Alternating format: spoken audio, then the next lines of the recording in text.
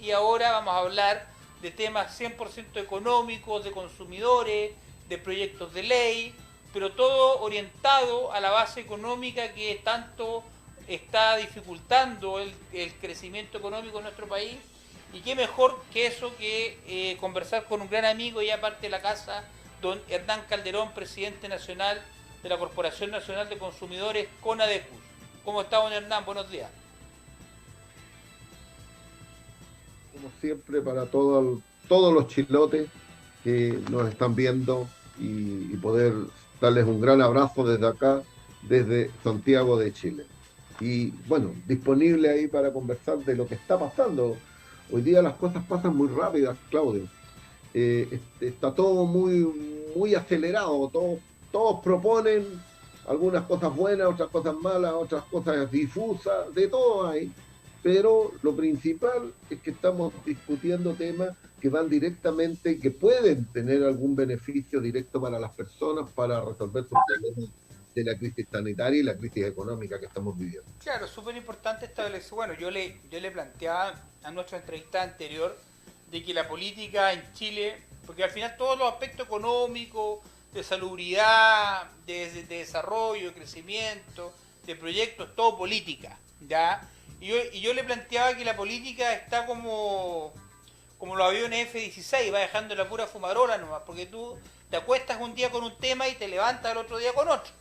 Ya es un tema que no deja de ser importante de analizar, como ya lo planteas tú. Pero yo quiero invitarte en tu calidad de presidente del Gremio Nacional de Consumidores de Chile. ¿Qué te pareció el análisis de la cuenta pública del presidente Piñera? No desde el punto de vista político, desde el punto de vista económico. ¿Ustedes como consumidores hubiesen esperado más? Bueno, mira, la cuenta del presidente, la verdad que fue débil, no había propuesta concreta, no hay ninguno que haya enfrentado o haya propuesto algo que sea más de lo mismo y más del mismo modelo. O sea, hoy día estamos ante un gobierno que está parapetado detrás de el modelo económico y donde no se avanza y no se cambia ni una coma de lo que existe. Y en consecuencia, para salir de esta crisis, no solamente de la crisis sanitaria, sino que de la crisis económica, lo que nos lleva a nosotros es a pensar de que si no hay un cambio en el modelo económico, pasar de este modelo de economía de mercado, que probablemente tiene esta aplicación en Chile, que es probablemente el más ultra neoliberal de los modelos que se ha aplicado de la escuela de Chicago. O sea, lógicamente que aquí lo que hay es un intento de no hacer y no avanzar en un cambio significativo que signifique una mayor protección social, una mayor protección para las personas, mayores derechos que tengan garantizados, de tal manera de que el país pueda tener la tranquilidad de que las personas no van a quedar desamparadas como están quedando hoy día. Por lo tanto, en cuanto a la cuenta del presidente, la verdad que fue un recuento de un montón de iniciativas que el gobierno ha presentado, pero que en realidad, y otras que fueron exitosas y que se adjudica el gobierno, pero que no fueron iniciativa propia, como por ejemplo el retiro del 10%. El gobierno se oponía, amenazaba con veto, amenazaba con ir al Tribunal Constitucional, y al final la ola no lo dejó, no pudo ir contra la ola de la ciudadanía, que en las redes sociales y en todo, y los hechos lo están demostrando, de que la ciudadanía, esto era un punto que estaba demandando. O sea, ya llevamos más de 7 millones de personas que ya solicitaron su 10%. Entonces, creo que la cuenta del presidente, a más de larguísima, casi 2 horas, la verdad que no aportó mucho a poder despejar cuáles van a ser las iniciativas que va a tomar el gobierno y que realmente iniciativas que tengan algún impacto en la ciudadanía para el mejoramiento de superar esta crisis sanitaria y económica. Claro. No hay propuestas concretas, son todas propuestas muy dogmáticas, donde precisamente estamos en discusiones en distintos proyectos, donde el gobierno no quiere dar ningún paso atrás, y muchas de las ideas también tiene algunos componentes de improvisación, como el caso del subsidio de 500.000 pesos, que se ha transformado en un calvario y donde son muy pocas las personas eh, que pueden acceder. Y segundo, también que no evaluaron técnicamente de que Impuestos Internos no está en condiciones de decir a quién le disminuyeron sus ingresos y a quién no. No es el organismo que precisamente puede tener esa información. Y por lo tanto la mayoría está saliendo rechazado. Eso es una situación que demuestra la improvisación y la falta de información y preparación que hubo antes de poner a este organismo como el que iba a validar el subsidio de los 500.000 pesos. Entonces, creo que el gobierno, en la propuesta, la cuenta pública del presidente, no abordó temas de profundidad y tampoco hubo propuestas concretas, digamos, que vayan en el sentido de facilitarle la vida a las personas, facilitar los trámites, facilitar el acceso a la información, facilitar que las personas tengan la seguridad de que si una vez que van a recibir un beneficio, después no tengan que devolverlo, con intereses y reajustes. O sea, estamos hablando de eso. Entonces, creo que la lejanía que existe entre el gobierno y los ciudadanos es demasiado. Estamos ante un gobierno que no tiene calle, un gobierno que no ha andado en la calle ensuciándose los zapatos. Estamos un gobierno de tecnócratas que realmente no sabe lo que pasa en los sectores de mayores carencias. Y hoy día tenemos una situación mucho más particular, Claudio, que el desnudo que ha quedado, de que quienes creían que eran clase media no se habían dado cuenta que estaban a un paso de quedar en el sectores más vulnerables. Hoy día están a un paso a la... Eran una clase medianamente endeudada, que ahora pasó Claro. al endeudamiento total. Claro, yo comparto contigo lo que tú estás planteando. Es más, yo tengo la sensación de que también hay que profundizar en el análisis de que yo creo que uno de los pocos países en el mundo que en menos de 5 meses el presidente de la República ha ido dando planes económicos gotera a gotera. Ya vamos en el octavo, en el noveno plan económico, FOGAPE, FOGAPE 1, FOGAPE 2, FOGAPE PLI, FOGAPE Plus, IFE, IFE 1, IFE 2. O sea, claramente han ido quedando cortos en todos, cajas de alimentos cuestionadas, mediante. Hay un tema ahí de que yo tengo la sensación de que este gobierno trató de, o quiso entender que la crisis sanitaria iba a ser muy corta y que ellos la iban a poder controlar y iban a salir como los salvadores del tema con un mínimo esfuerzo. Y se fueron quedando cortos y llegaron tarde a todo. Ya eso no deja de ser importante analizarlo. Y yo quiero preguntarte a ti, ¿cuál es la sensación que ustedes como consumidores tienen de que en menos de 5 meses el presidente haya presentado más de 8 planes económicos? El primer plan que presentó fue directamente al músculo de los bancos, porque hay que hacer memoria, porque nosotros somos de memoria cortoplacista. Pero después el IFE 1, el IFE 2, todo con letra chica, pero lo que más llama la atención es que todo llevaba el rótulo, el título era apoyo a las pymes. Y resulta que en la práctica, los grandes beneficiados hasta ahora han sido los grandes empresarios, porque quien ha paliado esta crisis ha sido la misma gente. En primer lugar la ha paliado con su seguro de cesantía y en segundo lugar con su retiro del 10% que empieza ahora de los fondos de las AFP. Pero es plata de ellos. O sea, nosotros acá no hacemos el análisis, porque uno se olvida, pero no hacemos el análisis de que el gobierno nos ha puesto de verdad con la gente. Ya, porque en otros países vemos que la primera inyección en Argentina fue de un 10% del PIB. Aquí van 8 planes económicos y no llegamos al 5. Esa es la realidad. Bueno, mira, efectivamente aquí hay un tema no es probablemente el alcance de las propuestas que ha hecho el gobierno no ha sido suficiente, no tienen el alcance que ellos estiman, porque no saben cuál es la realidad y además todas las condiciones y trabas que tiene para poder acogerse, ha hecho imposible. El tema de los proyectos, todas las iniciativas que han habido de apoyo a las pymes han fracasado.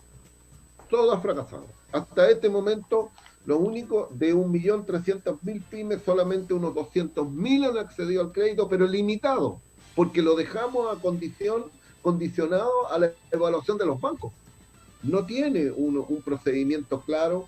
Si tengo acceso a este crédito, bueno, ¿cuáles son las condiciones? Entonces, lo primero que no ha habido, y hasta el día de hoy, es la habilitación para poder tener acceso a un crédito, porque está evaluado el riesgo. El banco evalúa riesgo, y si tiene riesgo muy alto, no le va a dar el crédito. En consecuencia, creo que todas las políticas han quedado cortas. En el caso de los pymes, es dramático. Son los que dan el 85% del empleo. Y hoy día está en estado de catástrofe porque la mayoría están sin ingresos, no tienen posibilidad de reapertura, de poder reiniciar, no tienen capital de trabajo, por lo tanto no hay líneas donde puedan volver a retornar a la normalidad cuando llegue la normalidad. De aquí no sabemos, todavía no sabemos cuándo vamos a lograr llegar a poder reiniciar las actividades. Mientras tanto, las pymes lo que están haciendo es cerrar la cortina. Están quebrando. Pero todo lo que se propuso y se volvió a revisar no ha sido posible porque todo queda, este gobierno le da la facultad, le pide permiso a los bancos para que ellos tomen las decisiones, porque así es lo que está sucediendo. Y en el segundo plano, que ha sucedido, aquí no ha habido ninguna propuesta concreta que resuelva el problema de los deudores. Ninguna propuesta concreta. Nosotros hemos dicho, mire, aquí hay varias iniciativas que se pueden hacer. Desde postergar todas las deudas o cuotas pendientes o cuotas que aunque estén al día, pero también cuotas que haya que por pagar a futuro, entre un tramo entre 3 meses antes del estallido social hasta marzo del próximo año. Toda cuota que esté morosa o aunque estén al día o por pagar, debieran suspenderse y pasarse al final de las deudas. Eso sería una forma, porque si el desconfinamiento viene en septiembre, poniéndonos en el mejor de los casos, tú tendrías a lo menos 6 meses para poder normalizarte y tendrías todos estos meses de gracia en que no tendrías que pagar cuotas de deuda ni dividendos de vivienda.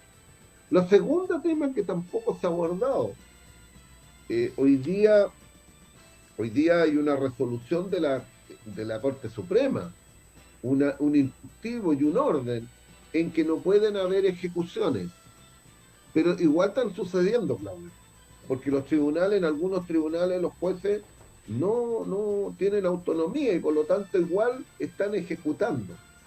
Y eso es una cosa fundamental de que en este periodo debiera obedecerse este instructivo de la Corte Suprema y mientras haya, la Corte Suprema lo dice, mientras haya estado de excepción no se pueden hacer ejecuciones.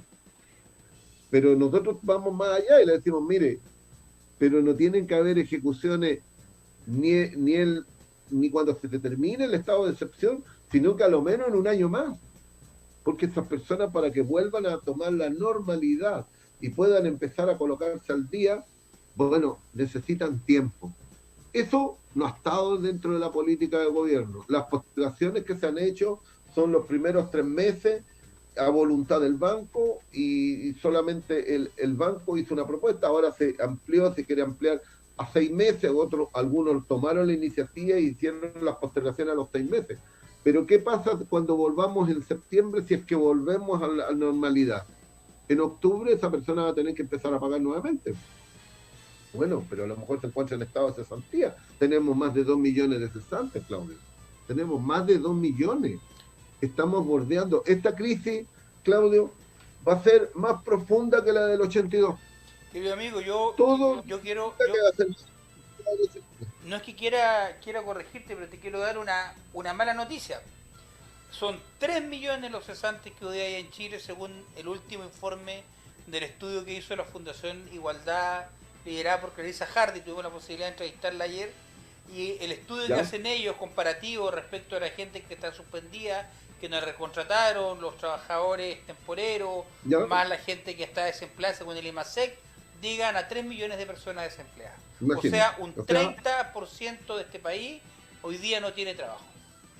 Y si tú le bueno, sumas en a el eso, 82 eran 25. claro, y si tú le sumas a eso, que en el 82 teníamos un IMASEC de un menos 10%, hoy día tenemos un IMASEC de un menos un 20%, esta crisis es significativamente mayor que la Que la del crisis del 80 y la crisis asiática, donde perdimos 1 o 2 puntos del IMASEC, hoy día estamos perdiendo 10 veces más. Imagínate lo que nos espera. Por eso no es que uno quiera ser alarmista, no es que uno quiera instalar demagogia.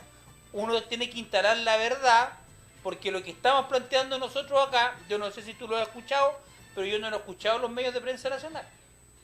No, no, bueno, estos análisis y estas informaciones no están en las primeras noticias, no están en los canales de televisión, que está, además, tú sabes que los canales de televisión están capturados por los principales holding empresariales de Chile. O sea, tenemos los principales canales de televisión y los principales medios de prensa están capturados.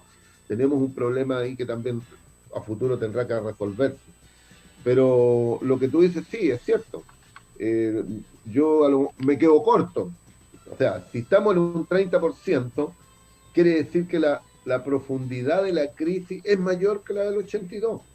Y eso nos tiene que dar la enseñanza de lo sucedido en el 82, donde la mayor parte de las pymes quebraron, donde los únicos que se salvaron fueron los bancos. Tú sabes de que los bancos hoy día están obteniendo utilidades del 21%. Claro.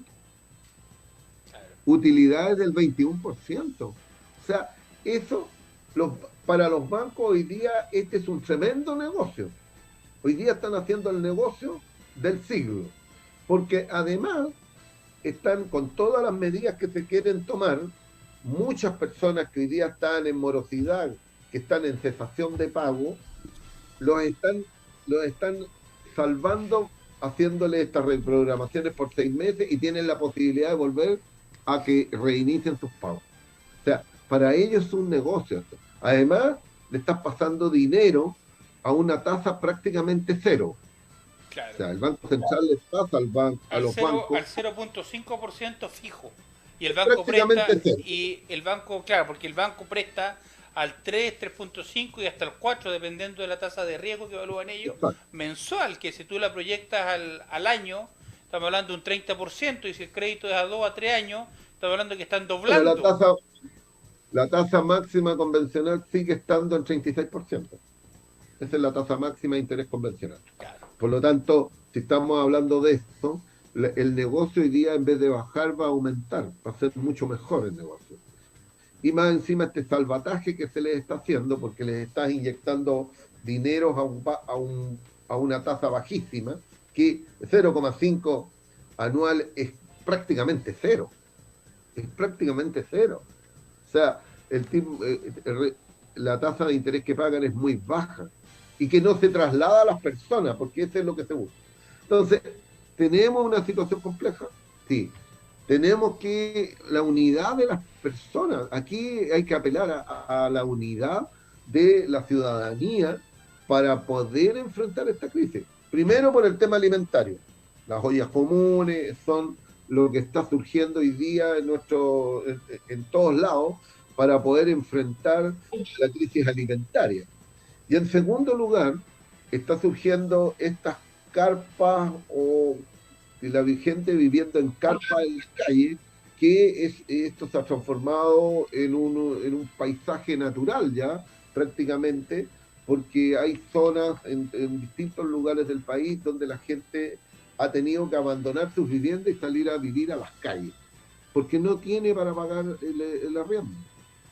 Ese es otro tema que tenemos que resolverla. Y el tercer tema es lo que yo vengo anunciando hace rato y soy reiterativo en esto, viene las deudas hipotecarias y los remates de vivienda. Que nadie ha salido a decir, mire, vamos a declarar. Nosotros lo que estamos proponiendo hace mucho rato y que lo hemos discutido, incluso hay un proyecto que está en la Cámara, y que es que todas las viviendas que hayan pagado a lo menos el 50% de la deuda hipotecaria se declaren inembargables. Porque de otra manera, pagando el 50% de una vivienda, ya pagué la vivienda. Y ya pagué intereses. El otro 50% son las utilidades del banco. Claro, el otro es puro intereses y comisiones, Claro. ¿no? Entonces, lógicamente que aquí tenemos que avanzar. No es posible que esas personas las rematen, porque si no, esto va a ser un desastre. O sea, yo creo O sea, que... se estima que hay 1,5 millones de personas que están judicializadas ya. 1,5 millones. O sea, estamos en esa condición. Del Judicializar registro de ICOM, más de respecto... 5 millones. Pero tú me estás hablando de 1,5 millones de personas que están judicializadas al respecto de deudas impagas o al Deudas respecto de impagas. deudas impagas ya. Deudas impagas.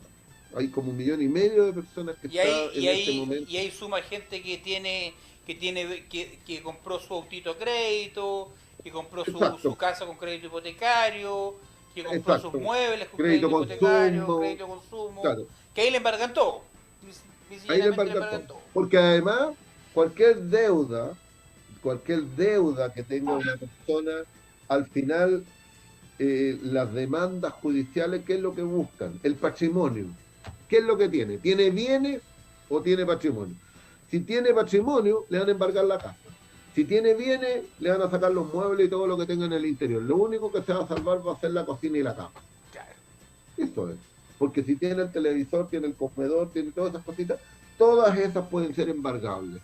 Por lo tanto, aquí la perjudicada va a ser la familia. La familia es la que... Y en ese sentido, nosotros como organización de consumidores lo que estamos haciendo es presentar iniciativas. Nada más que eso. Y en ese sentido estuve yo el diálogo. Claro, quiero llevarte a dos temas antes de este proyecto. Quiero llevarte al proyecto de las pymes.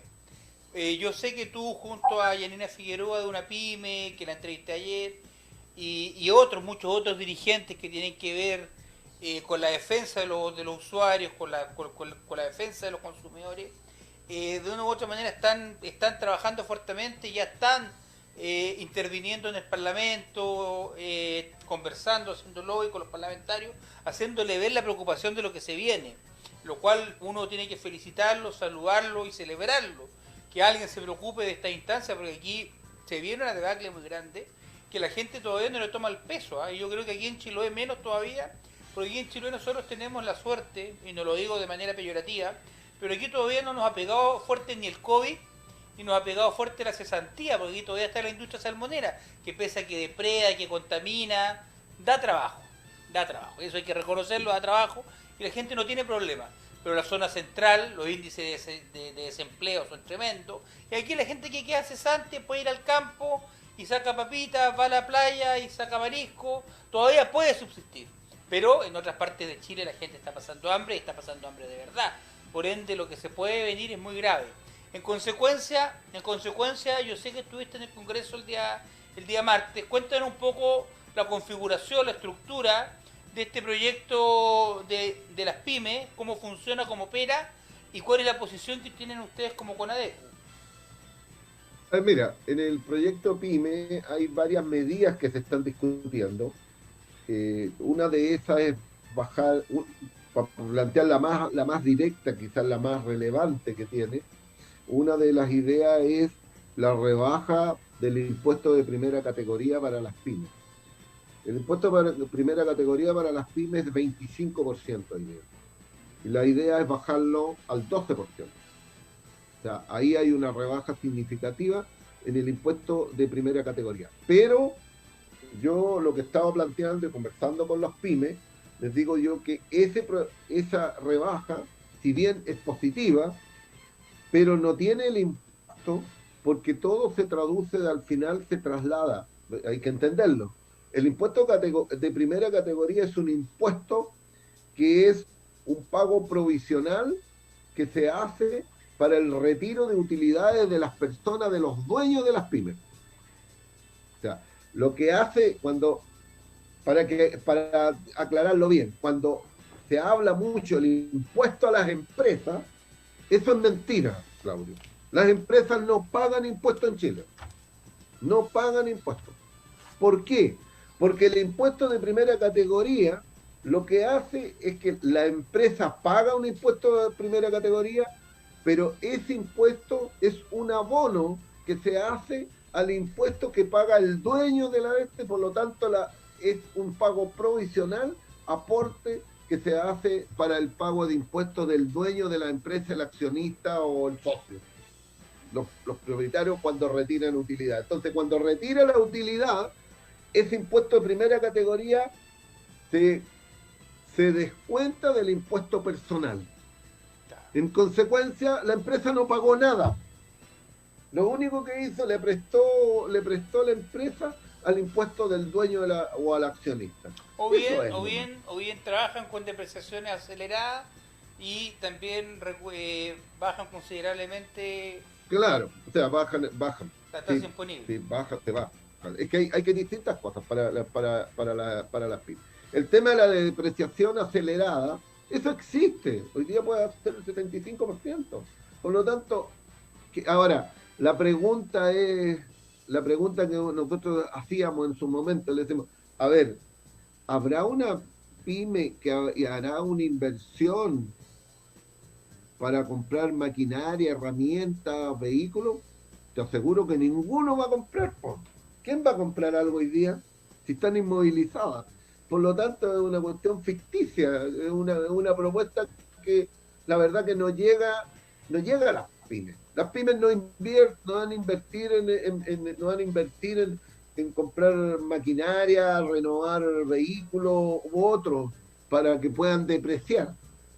No tienen plata para subsistir, menos van a tener plata para invertir. Por lo tanto, esa es una propuesta. ¿Cuál es la propuesta que nosotros hacemos? Y volviendo al punto anterior, Claudio, y que hoy día la estamos discutiendo, y lo que hoy día se está haciendo una campaña para que el Senado, que hoy día vota, rechace el proyecto del gobierno. Lo rechace. ¿Por qué? Por una cosa muy puntual. Porque si lo rechaza se va a comisión mixta. Claro. Y en comisión mixta tú le puedes ingresar mociones, indicaciones. Entonces, la propuesta que se le está haciendo con todos los senadores que la rechacen, para que pueda ir a comisión mixta y poder discutirlo ahí con mayor profundidad. ¿Y qué es lo que nosotros estamos recién conversando con la gente de las pymes? Yo tengo una propuesta que hace mucho tiempo, y le digo, mire, está bien rebajar el impuesto de primera categoría al 12, pero eso no le llega al bolsillo de la persona. Porque entre que tú pagues el 12 y el 25, si una pyme pagara el 25 de impuesto de primera categoría, pero cuando realiza la declaración de global complementario y hace la declaración y saca las utilidades, queda en el tramo de 12%, lo que tiene que hacer es que el impuesto interno le devuelva lo que pagó en exceso. Nada más, se lo devuelve. Pues lo que nosotros planteamos es que para que tenga impacto directo, lo que tenemos es cambiar los tramos del global complementario. ¿Por qué? Para que aquí ilustrar un poco a los ciudadanos, Claudio, porque esto para que la gente lo sepa. O sea, uno de los principios de este programa es tratar de ser lo más didáctico posible y lo más pedagógico posible para que la gente entienda lo que está pasando en el país. Claro, mira, para que la gente lo entienda, cuando nosotros tenemos un ingreso personal que puede ser producto de utilidades de una empresa, como persona, porque al final las empresas se traducen en personas, que son accionistas o no, o los trabajadores, todos los que tengamos ingresos, quedamos en un tramo de pago de impuesto a la renta. En el global complementario se refleja.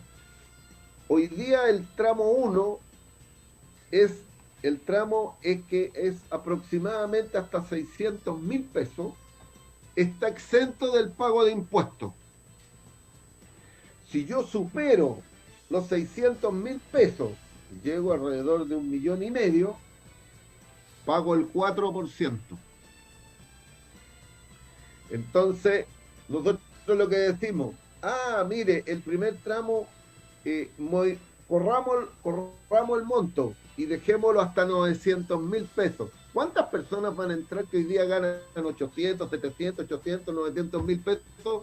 Todas esas personas no tendrían que pagar el impuesto del 4%, porque yo corro el tramo. Y eso no lo puedo evitar. Eso se paga todos los años.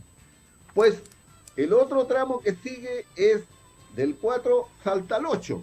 Y por lo tanto, si yo voy corriendo los tramos en un 50%, va ingresando personas que hoy día tendrían que pagar, el que tiene que pagar 8, pues a lo mejor va a terminar pagando 4.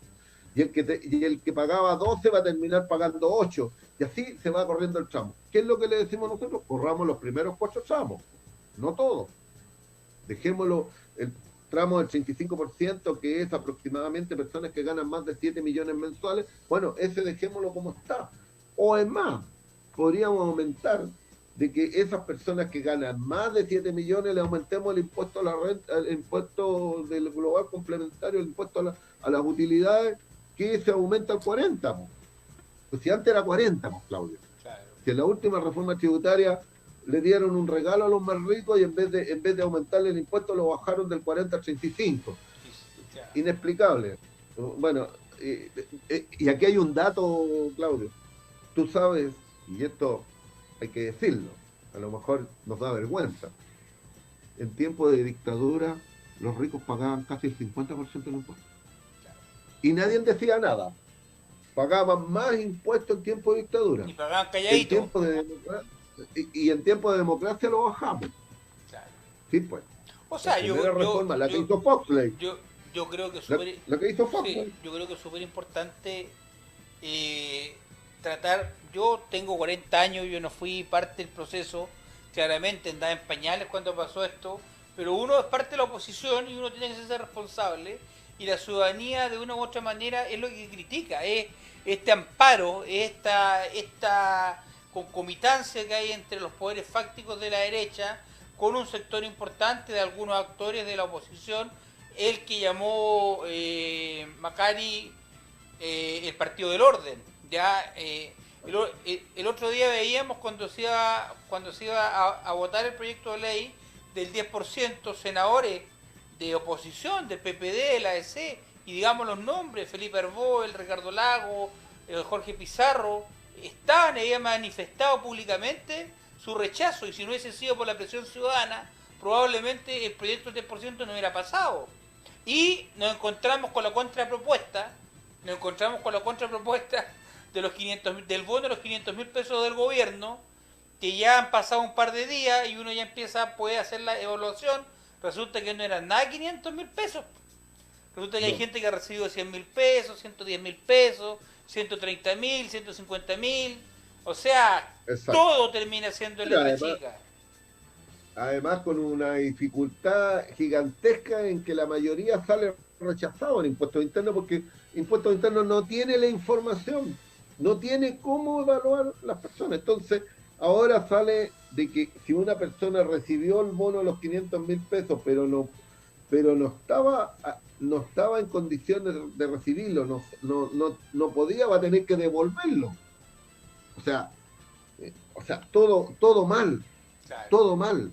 O sea, eso es la improvisación, la falta de analizar cuáles son las situaciones. A lo mejor podría haber sido el Previred, que es el que tiene a lo mejor la información efectiva de cuánto es lo que, si le disminuyó o la remuneración a las personas o no. Claro. Él tiene la información, pero el Previred también es de la AFP. También pertenece a la AFP. ¿Qué es lo que se vota, Hernán? Entonces, claro.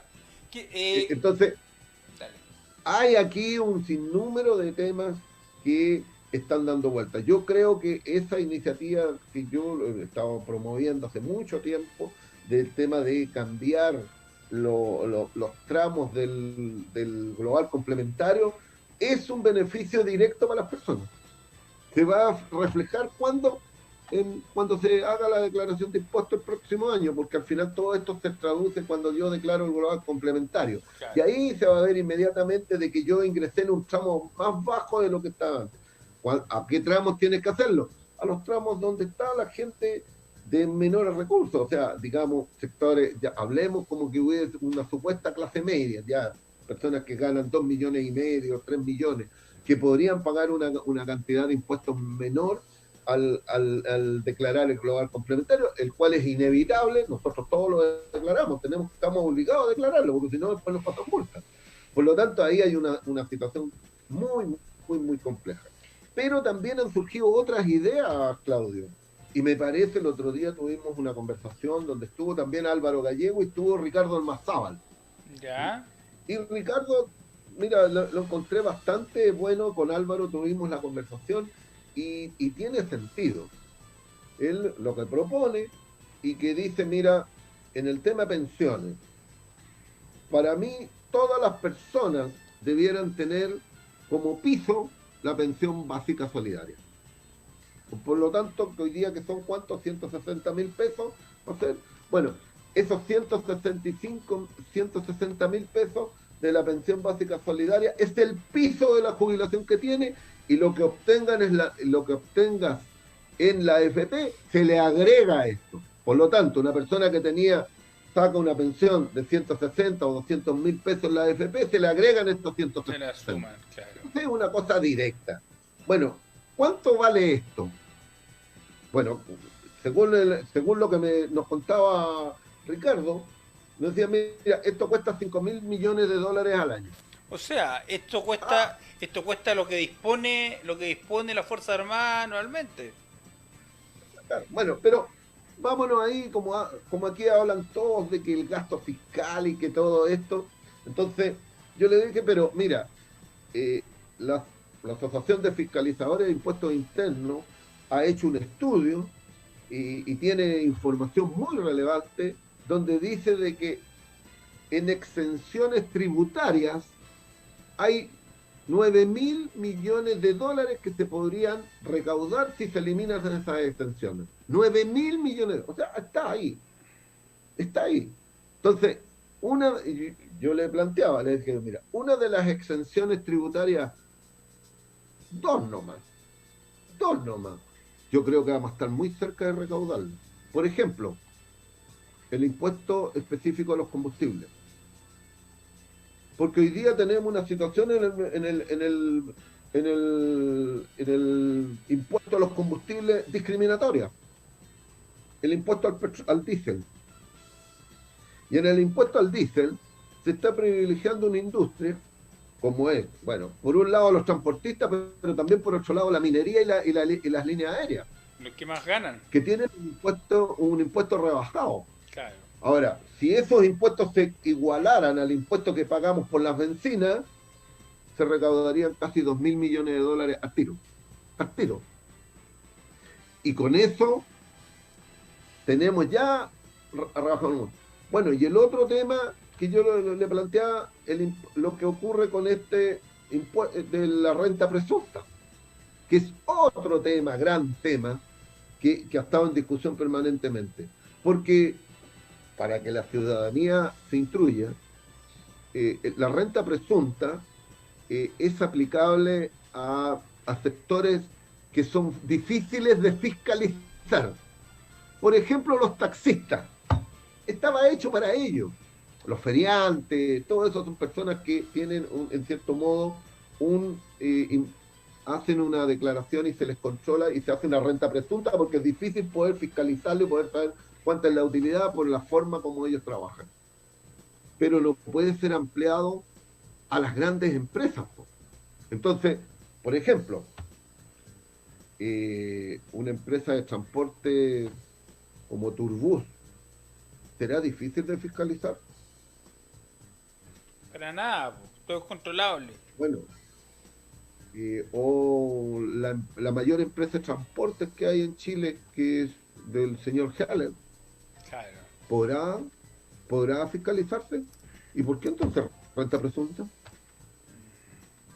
Entonces, lógicamente que hay por ahora. Aquí Claudio Agostini en un momento dijo que si eliminábamos la renta presunta y el impuesto y igualábamos el impuesto a los combustibles, el impuesto específico, se podría rebajar incluso el IVA. O sea, imagínate, rebajar el IVA. que hoy día tenemos 19, se podría rebajar incluso 1 o 2 O puntos del sea, IVA. yo creo que es súper relevante esa Entonces, discusión, esa discusión del IVA, porque ya está claramente establecido y dicho por todos que el 50% de la clase trabajadora en Chile, los que quedan, los que quedan de la clase trabajadora, los que quedan. los que quedan ganan 400.000 pesos brutos. Pero esos 400.000 pesos brutos yo lo parto por dos al tiro, porque no son 400, son 200. No, Porque te sacan el no, 13% de la FP, el 7% de la ISAPRE y el 19% del IVA. Porque aquí, porque la gente va a comprar pan y te aplican el impuesto. La gente va al supermercado, te aplican el impuesto. La gente va a echar combustible y te aplican el impuesto. Y no solamente el impuesto del IVA, sino el otro impuesto específico. En consecuencia, este país tiene una fijación en aplicarle impuestos a la clase media y disminuirle el impuesto a los más poderosos. Y eso se llama modelo neoliberal, donde se privilegia ya a las grandes industrias, a las grandes empresas, a los grandes grupos económicos por sobre el trabajador, que pasa siempre a ser mano de obra barato. Y ese es un tema que es de discusión mayor. Y yo quiero dejarte invitado antes de ir cerrando para una próxima conversación, porque me interesa mucho el resultado de la votación de hoy y que podamos socializarlo la próxima semana y podamos profundizar más en lo que estás conversando, en lo que pudimos conversar hoy día, que tú nos das datos súper potentes cuando tú hablas de que tenemos 1,5 millones de personas que ya están judicializadas, que en un par de meses, cuando disminuye un poco la crisis, van a empezar los bancos a través de su bufete de abogados a quitarle las casas a la gente, a quitarle sus propiedades, a quitarle sus vehículos. Vamos a entrar en una recesión muy dura. En consecuencia, estos temas que estamos conversando hoy día, perfectamente los parlamentarios deberían tenerlo en carpeta para anticiparse y para que no, o sea, el que pide un crédito de 20 millones y no paga ni un peso, claramente tiene que hacerse responsable. Pero quien pide un crédito hipotecario y tiene pagado en un 70% su vivienda, no porque le quede un 30% y no tenga cómo pagar el dividendo, se la van a quitar para rematársela. Esos son temas que tienen que establecerse dentro de un proyecto de ley, y en el cual es muy importante la posición de ustedes como CONADECU para que los parlamentarios entiendan la dificultad que nos encontramos hoy día. sí, para cerrar, Claudio, mira, efectivamente esta es la situación real. Hay un tribunal que en Santiago, no recuerdo el tribunal, que falló la ejecución de un ciudadano por una deuda hipotecaria. ¿Ahora? Pues ahora, a pesar de que la Corte Suprema mandó un instructivo que no se ejecutara, hubo un tribunal que lo ejecutó. Ya. Y el banco llamó al remate y no hubo oferente y se lo adjudicó el banco en el mínimo. Con lo Imagínate. cual, entre la deuda y lo que pagó el banco por esa vivienda, la persona igual quedó endeudada, no saldó la deuda completa. Entonces, esa es una situación que está sucediendo y es lo que va a suceder a futuro.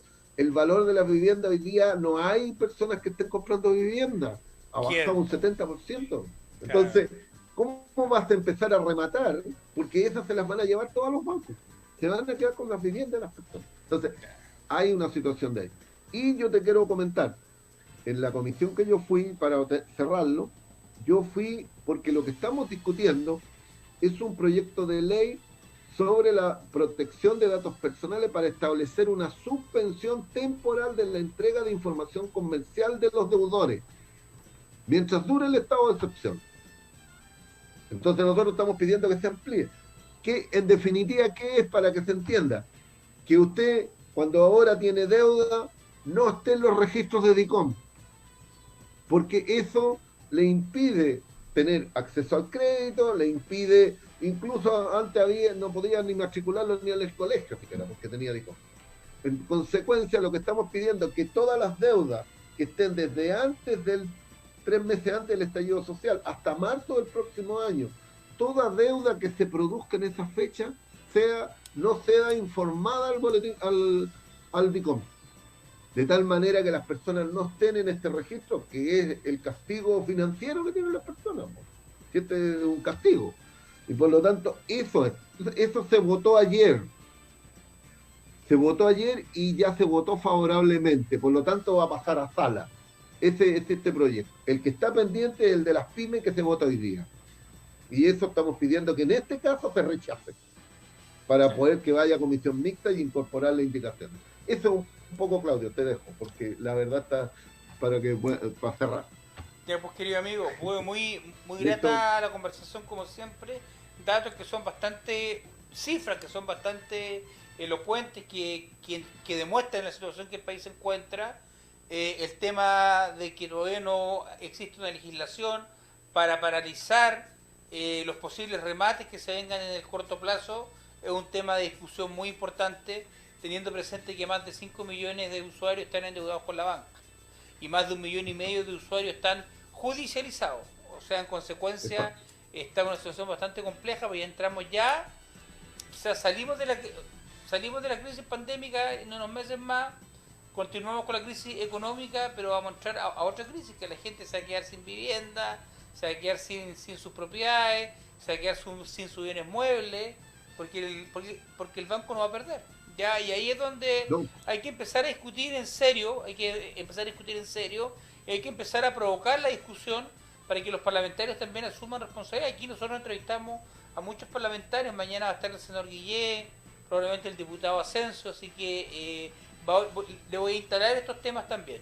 Querido amigo, un abrazo cariñoso, éxito y muchas gracias como siempre por igual. poder conversar con este café chilote que trata de poder llevar parte de la realidad, parte de la verdad lo que está pasando en este país y no esconder la mugre bajo la alfombra.